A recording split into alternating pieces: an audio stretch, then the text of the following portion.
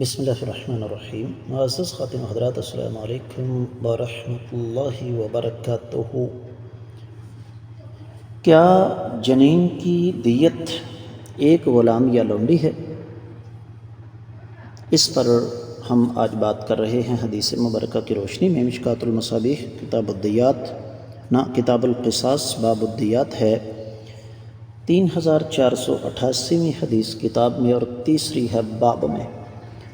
الفاظ اس کے یہ ہیں: وعنہ قال اقتتل امرأتان من خذیل فرمت احداهما الاخرى بحجر فقتلها وما في بطنها فقضى رسول الله صلی اللہ علیہ وسلم ان دیت جنینها غرة عبد او وليدة وقضى بدیت المرأة على عاقلتها وورثها ولدها ومن معهم متفق علیہ۔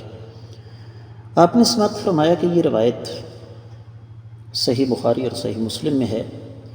تفصیلی حوالہ اس کا کچھ یوں بنتا ہے کہ صحیح بخاری کتاب الدیات اور باب ہے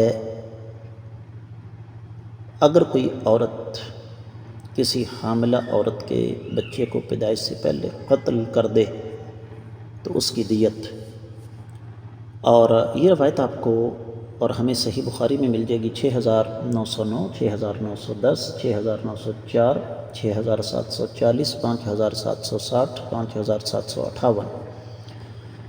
صحیح مسلم میں 3 مقامات پر ہے، 4389، 90 اور 91۔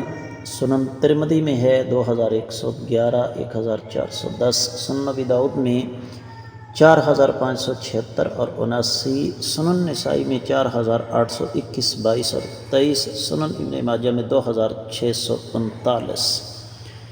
روایت سند کے اعتبار سے بالکل صحیح ہے، لہذا براہ راست ترجمے کی طرف بڑھتے ہیں۔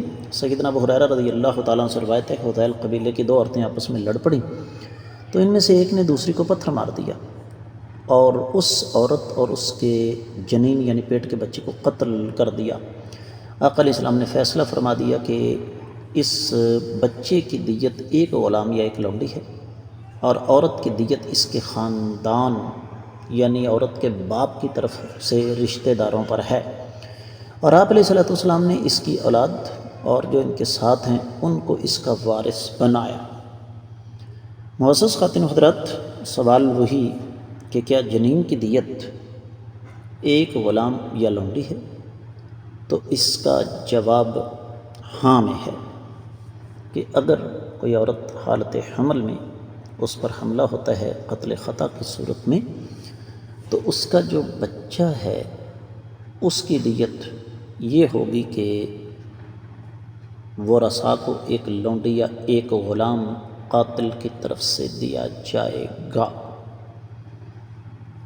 اور اس کے ساتھ ساتھ اس حدیث سے یہ بھی پتہ چلتا ہے کہ دیت سسرالی نہیں دیں گے بلکہ میکا والے دیں گے۔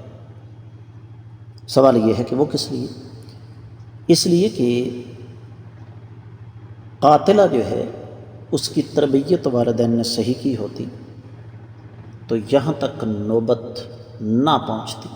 اور اس سے یہ بھی پتہ چلتا ہے کہ ہمیں اپنی اولاد خاص طور پر بیٹیوں کی تربیت پر خصوصی توجہ دینی چاہیے تاکہ اس قسم کے حادثات پیش نہ آ سکیں۔